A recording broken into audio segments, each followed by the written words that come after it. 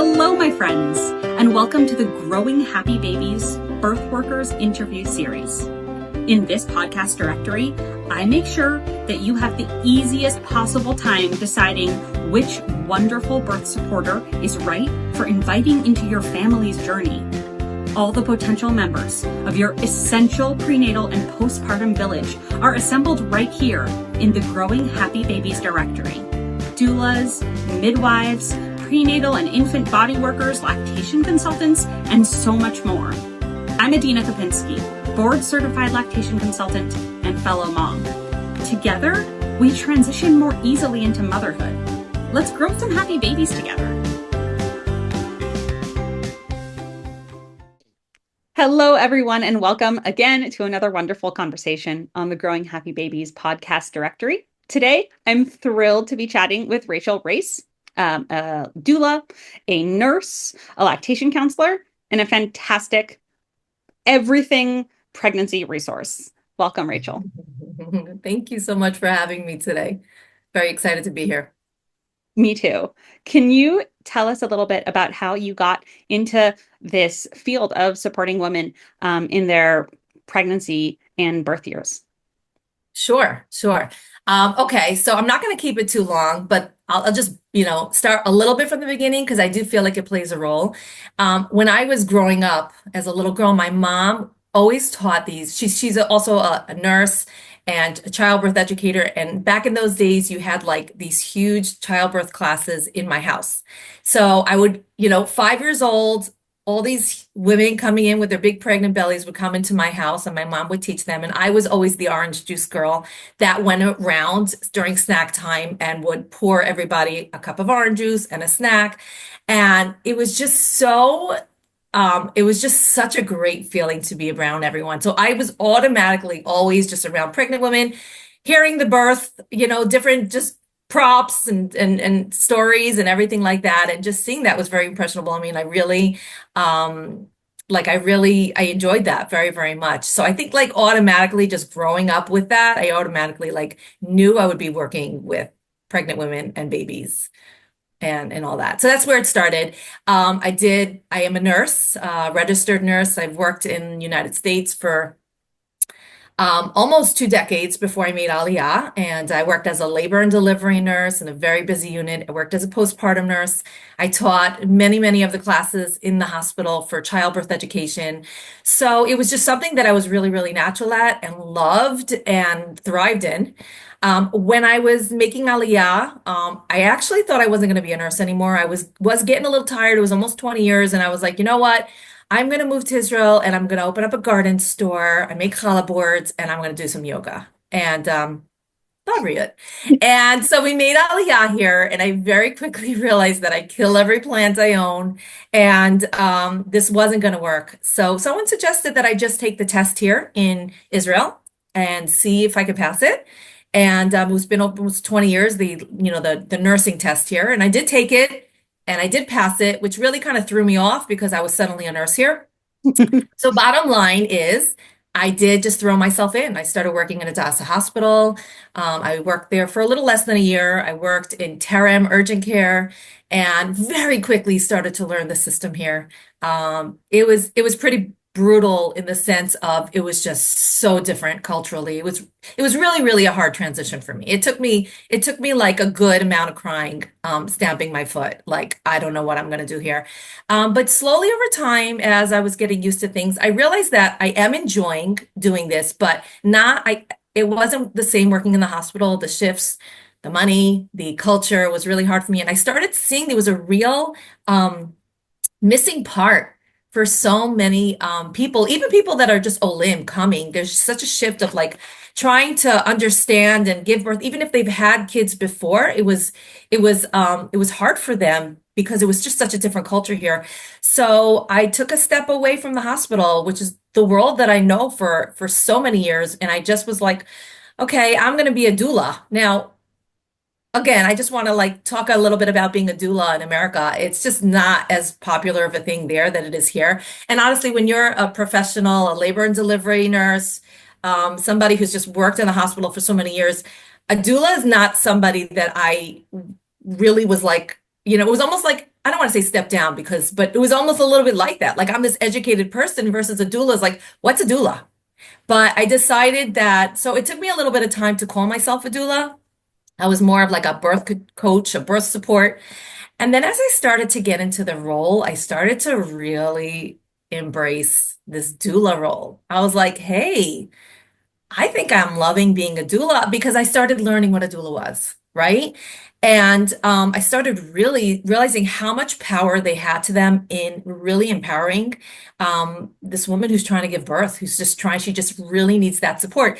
And I was starting to notice the difference between being a labor and delivery nurse, which is amazing, right? And I'll always be a labor and delivery nurse, and between somebody who's going through this whole process from the beginning, right? From the beginning of being pregnant and really getting those raw, vulnerable emotions, empowering them, working through them, transitioning through them.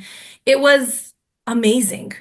And now I can say I'm calling myself, a labor and delivery nurse for sure, postpartum nurse for sure, but a proud doula as well. And I love this ability for me to be able to have different type of, and I guess we'll get into that at some point, but just, this ability for me to be a doula, but with all this medical training as well, it just gives me so much confidence to give them the confidence, like, no, you're good. And yeah, we can listen to your body. We don't need any medicine to fix it. And sometimes we do, and Mm. that's okay. We're gonna kind of navigate that, make that work for you. So That's a wonderful story. I can see just how much you bring to your clients and your role. thank you. Um, Thank you. I think you've already answered part of this question, but I also wanted to ask, in case you had more to add, what you consider your expertise or what sets you apart from other doulas, what makes, what you offer women uniquely, Rachel's. Yeah, exactly. Yeah, I probably did a little bit go into it, but the bottom line is it did take me a little while to kind of figure out this niche, like I said, but what I love with the ability that I can do is that I can really tap into women when I'm even just talking to them about either their birth stories they had before or going forward, kind of like zoning in on what's really important for them. And I've had such a broad spectrum of just different type of births for that reason. I have like some very, very high risk pregnancies that really, really need that very, very like focused and attention on their pregnancies. And then I've had like plenty of like, I'll have some women that are having their home births, and you're always going to have the nurse in me. And I always tell that to everybody, like, look, I am a labor and delivery nurse. So if you think when I'm walking into that delivery room, I'm not listening immediately to the heart rate. I'm on it medically with them as well. I'm not, it just, for me, it's just part of who I am. So if somebody is looking for somebody who is just like, yeah, just, drink a whole bottle of castor oil and whatever it is, it's just not me, and it's just not the way I operate. So, but I can absolutely take somebody's vision, and we can absolutely work together with getting them to a really, really beautiful experience wherever it is, as long as it's done responsibly and beautifully and well and safe. That's what's most important for me. And one more thing that I'd like to add to that is that it also shifted for me. It was always about, of course, we want a healthy baby, healthy mama, 100%. But the more I'm in this, it's also really, really important to me about what their birth memory and experience is going to be. So for an example, somebody who might end up having a C-section, it happens, right? It's a life-saving measure, and sometimes it needs to happen. But where was she in that process? Was it something that was like traumatic for her, or was she involved in the decision-making and understanding through it? And you can have somebody who can have had, that type of delivery, but feels so empowered and feels great, versus somebody who had a regular delivery, but just didn't feel like she had any say in anything. So it just, to me, it's also about really zoning in on them and how they're feeling through the process as well. Absolutely. So important about how a woman, we have research that tells us when a woman is part of the decision-making process, no matter what intervention is implemented, she has a more positive memory and experience of her birth, because women are not passive when they give birth. They are the people who are birthing. They are active. They should be the most important person in the room. And it impacts them for life. Mm-hmm. People don't, and sometimes I'll meet with somebody and, I'll be like, okay, talk to me about your birth. So, obviously for some that are newer, they need a little bit more guidance. We need to talk about things. Some women that have had babies in, maybe in the States or whatever it is, they're just like, I don't know. And I'm like, wow, we've got some low expectations. I'm going to do a great job with you. I'm so excited. Like, I just have to kind of show up, right? I'm like, no. Can we go a little deeper? Talk to me. Like, give me your birth vision. Start with the day you want to go into labor. Let's go there. Let's start. Let's see if we can just go in there. Tell me, what do you want?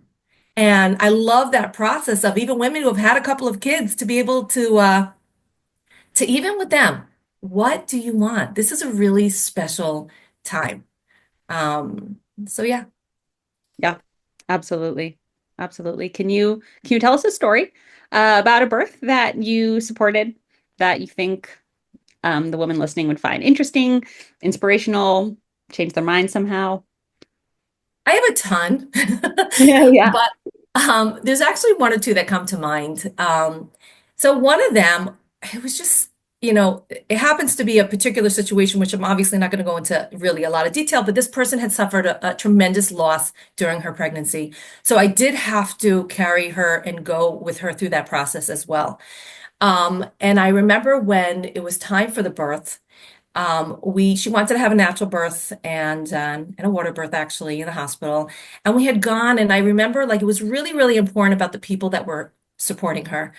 And at one point, she was doing her thing, and we were with her, and she was in the water, and I was actually just like pouring some warm water over her shoulders, and we were just, me and the midwife, and and one of her family members, we were just kind of surrounded with her. And at one point, she's just, she's getting ready, we're getting close, and she's just like, her puts her head back, and she says, "I feel so loved."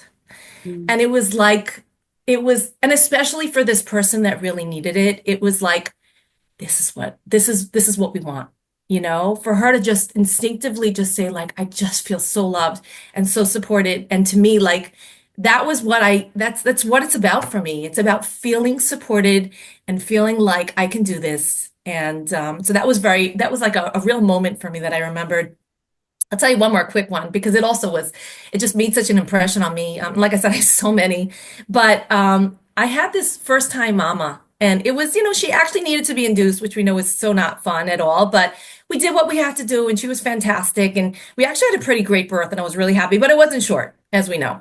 And after the birth, thank God everything went well. And I remember she was kind of quiet afterwards, looking around a little bit shocked. And I looked at her and I said, "How you doing? Are you okay? Like, take a minute. How you doing?" And she's like, "I am amazing. Like, I didn't realize how much I was able to just be in the moment and birth my baby. Like, I wasn't nervous about anything because, like, I knew you were on that. I knew you were on my monitor. I knew you were watching everything going on. And I just feel like I was able to just birth."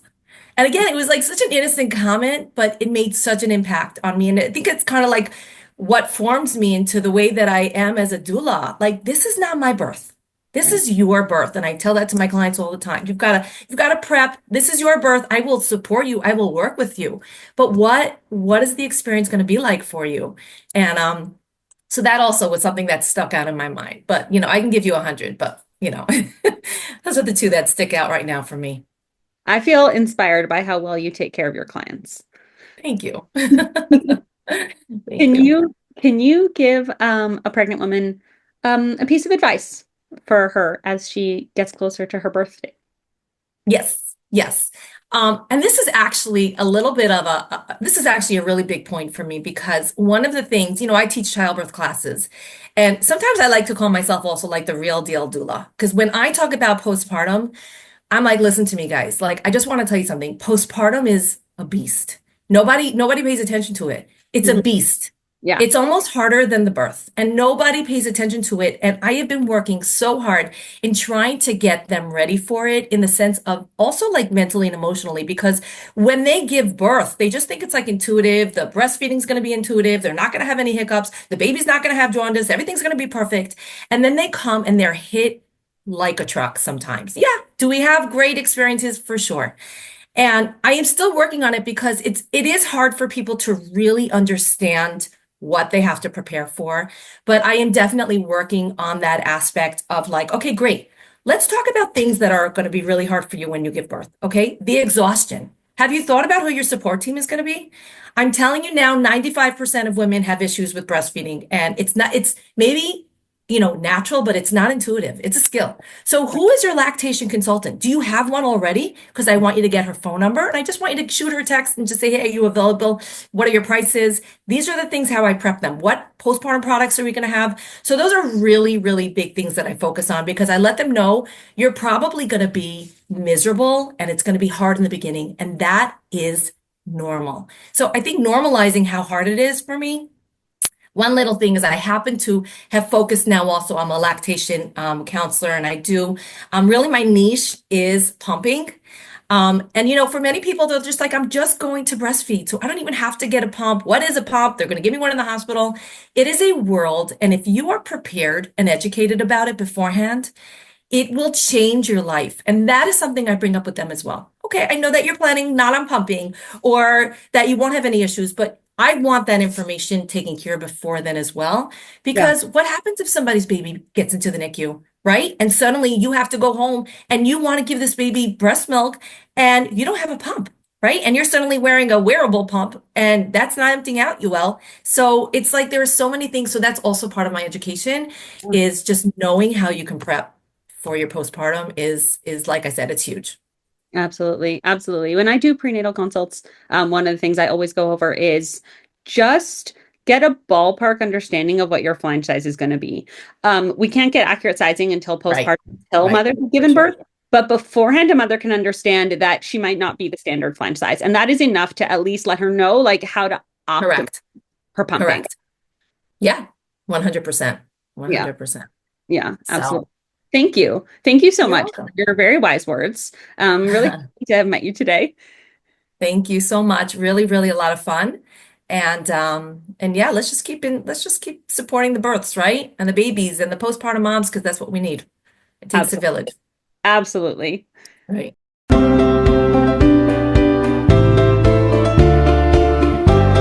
Friends, check out the full directory for every interview we've done up until now, housed at my website, growinghappybabies.com. But before you go, I've got one question. Are you the kind of person who learns better by listening or by doing? In my 2-part online prenatal breastfeeding class, The Pocket Prenatal, I blend the basics of breastfeeding with practical hands-on skills. Choose to watch the videos on your computer or phone, read through the transcripts, or pop in an earbud, take a walk, and listen to the audio-only podcast version.